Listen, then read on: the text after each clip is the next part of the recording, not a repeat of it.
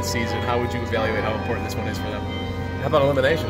It's an elimination game. You lose, you're out. I don't think there's any other way for them to get in the college football playoff unless they win this game. So, listen, it's the same story. I'm sure Michigan fans feel exactly like I do. I watch the games, I watch the tape, and the defense is filthy again, and the offense is sputtering and kind of finds itself sometimes, but a lot of times you don't have a clue if they're any good or not. And like Oklahoma's for the last couple of years has wasted championship offenses. Michigan has wasted championship defenses the last couple of years. And so I just think the offense, if it finds its way and starts to become more consistent, then this can be a team to be reckoned with. Otherwise, it's going to be another disappointing year, I think, for Michigan. The guys on the edge with Rashawn and with Chase Winovich too. What's their sky? I mean, I guess what's their limit? Is the sky the limit for them at the next level? Where do you see them landing? Well, I think, I don't think they're the same player. But Rashawn's obviously banged up a little bit too, but he requires a lot of attention. I mean, he is the focal point, you can tell, of a lot of game plans. And quick, fast, hyperactive. Winovich is a different type of athlete, I think, but instinctive as can be. Understands. I mean, you watch that Notre Dame game, he's reading screens, and he really does a good job, has a good feel and a good knack. Instincts are something that's very hard to teach individuals. I mean, I know that sounds very basic, but you can't teach somebody to feel something if they don't feel it. You know what I'm saying? Like, and he has a knack for knowing where the ball's going. He's very physical. He's very tough. Gets after the quarterback. Has a ton of pressures this season. So both players very good. I think Gary's more athletic. Gets more attention. But Winovich is obviously still a great player too. Don't forget about Devin Bush. Right. I mean, he's a freak show in the middle. He's a heck of a player. So I think there's. On the defensive side of the ball, there's plenty of good players. There's plenty of guys you can keep going down the list and saying that guy can wreck a game plan. You mentioned Devin Bush. Where would you rate him? I mean, Harbaugh said he's one of the fastest linebackers he's ever seen. Yeah. I think what's his name? Dykes. Dykes said he was one of the best players he's seen this year in college football. Yeah. How good is he? He's the perfect linebacker for today's game because, listen, yesteryear's game used to be you had to be a hammer in the middle and just be physical and take on the ISO of the fullback. Fullbacks don't exist anymore in most offenses. In most offenses, in Wisconsin too. Don't forget about Wisconsin. Right, this game will be, weird. Let's get weird. Let's watch fullbacks and tight ends hit each other. So I think it's interesting that he's physical enough to have played in those eras, but also just sideline to sideline. I mean I think that's rare. You don't find guys like that across the country. And last year we talked about Roquan, and Devin White gets a lot of headlines because he's freaky too. But Devin Bush is the same kind of cat. He's one of the best in the country at his position. It's pretty fun. It's fun to watch him because I like the way he competes.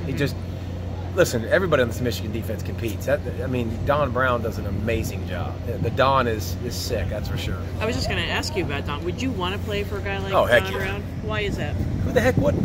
First of all, I'm a defensive guy. Right. So these soft other guys like Kirk and Desmond and those guys, Reese, they wouldn't last 10 minutes with Don Brown. No, I'm 100% serious. They would not love the way he talks to individuals. He's going to test your manhood, and he's going to call you out, and he's going to demand of you like that. I had a defensive coordinator in college that was like that too. Like, who's the alphas? You're going to figure it out quick. Who can handle it? Who can't? Like, he brings pressure. He's not afraid of the moment. Like, if you get a big play, and that's fine. The only knock I have on Michigan this year is some defensively, you started slow. You just had some bad starts that are kind of mind-blowing. Notre Dame, Northwestern, you're just like, what?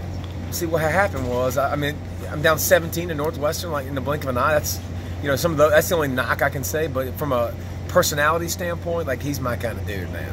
You like his mustache? I don't care about his mustache. I don't care what kind of stash you got.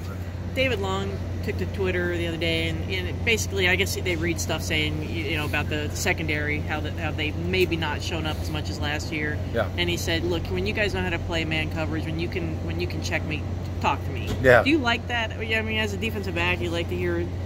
I don't mind trash talk ever. Mm-hmm. My advice to my kids, and listen, it's not gonna work in this day and age because of Twitter and stuff. Mm-hmm. But who cares what everybody says? I mean, I think negative fuel is good for athletes. Some of these athletes, I really do. I think it's good to be told you suck. And I know that sounds weird, but I think it's good to be told you need to do better.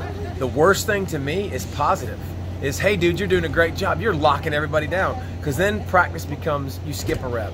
You go half speed. You don't bring everything to the table. I think positive criticism affects you more than negative criticism. Negative criticism lights a fire, and you're pissed off and you want to prove people wrong. So I would say don't read any of that crap and don't listen to any of these talking heads like me. You. Yeah.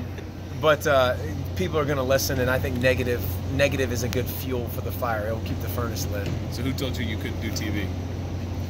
Dude, I've had plenty of people tell me I couldn't do plenty of things. So, G-Matt said it. I think just like for me, for football, I was told I couldn't do it. I was told I was a 3-star kid, and I came in as a fullback, and you're not.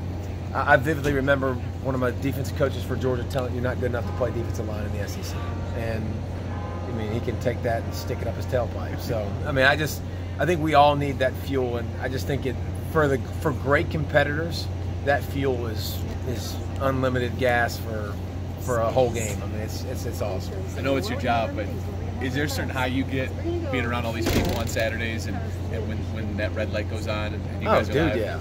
I mean there's no practice. Here's the thing people don't understand. Practice in football sucks. Okay? It's not fun. Like people think that people think our job as a football player is amazing. And like meetings today for 4 hours, 5 hours sucks. You come out here in front of all these people, like now it's go time. That's when it's really fun. So this is what makes it all fun. It makes it worth it. It makes the travel worth it. I mean, we get to see obviously great atmospheres, but it's when these fans fill up the seats that it just lights a fire under us too. It makes it way more fun than being in a studio by yourself or with a couple people. You mentioned the fullbacks. What do you think of Ben Mason, Michigan's? I mean, the hurdle last week. Yeah, he's showing a lot of athleticism. Yeah, well, I think nowadays if you're going to be a fullback, you have to have some athleticism. And listen, Wisconsin's got one too. I mean, so it's going to be fun. Like sort of a throwback game. Yes, it's awesome. Like Wisconsin's going to come out in 22 personnel, which is 2 running backs, 2 tight ends. They're going to come out in 32 personnel sometimes, in 23 personnel. Both of these coaches like to shift in formation and use fullbacks, and the fullback dive will come out on short yardage situations. And so I think it's just fun. It's fun. It is really cool to see that. And you saw Shea in the SEC. Is he a different quarterback playing now for Harbaugh in the Big Ten? It's a totally different system. Yeah. I mean, it's like Chinese versus English. Yeah. It's totally.